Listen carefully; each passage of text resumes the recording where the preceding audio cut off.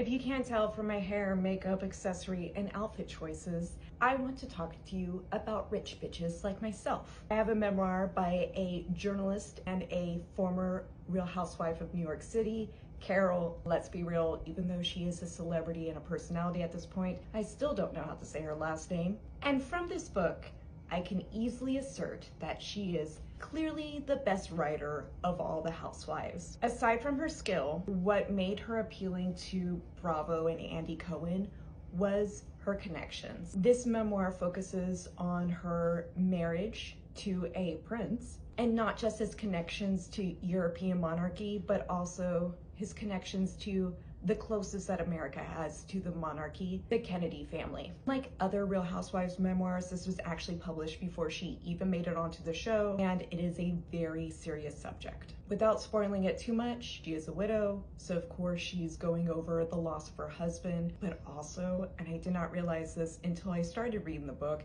even though I'm pretty sure they probably covered it when she was on the show. Before her husband passed away, they also lost very close friends. Her husband was cousin to John F. Kennedy Jr., and they were actually waiting for him when his plane disappeared. I would say that this is a story of love and loss, and when she describes the last few moments with her husband, it definitely had me sobbing. But my impression from the pages that one of the biggest loss that she actually faced during this time with the friendship that she built with Carolyn Bessette. And from the pages, you can tell that she held a very special relationship to Carole. It is a devastating turn of events, and at times a devastating read. Now, when watching the show, I definitely loved Carole and her storyline. I even loved the way that she ended it and her little snippets that she gave in the tell-all book, one that I reviewed just a couple months ago. But after finally reading this book, I think my perception of her has changed just a little bit. She does try to frame her life as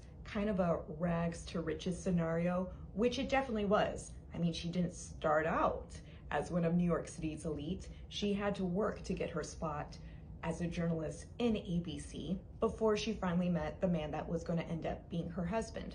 I mean, if you fall in love with a prince, even the most privileged of circumstances can seem pretty impoverished. She didn't have it 100% easy, but she also hasn't had to struggle like some of the other women or housewives that you might see. So basically, I guess I'm saying that I feel like she didn't suffer enough.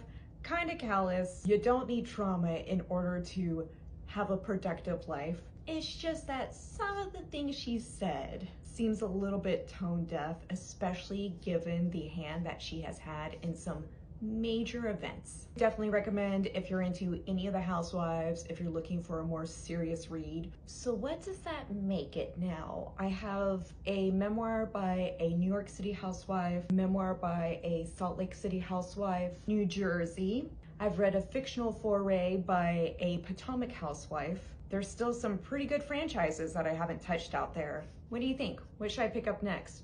Beverly Hills? Do we have any Dallas housewives that have written a book? If the closest I can get is to one of the anesthesiologist Tiffany Moon's research papers, I mean, I'll get down into it. That's how dedicated I am to reading and judging Real Housewife writers that the Bravo universe has given us.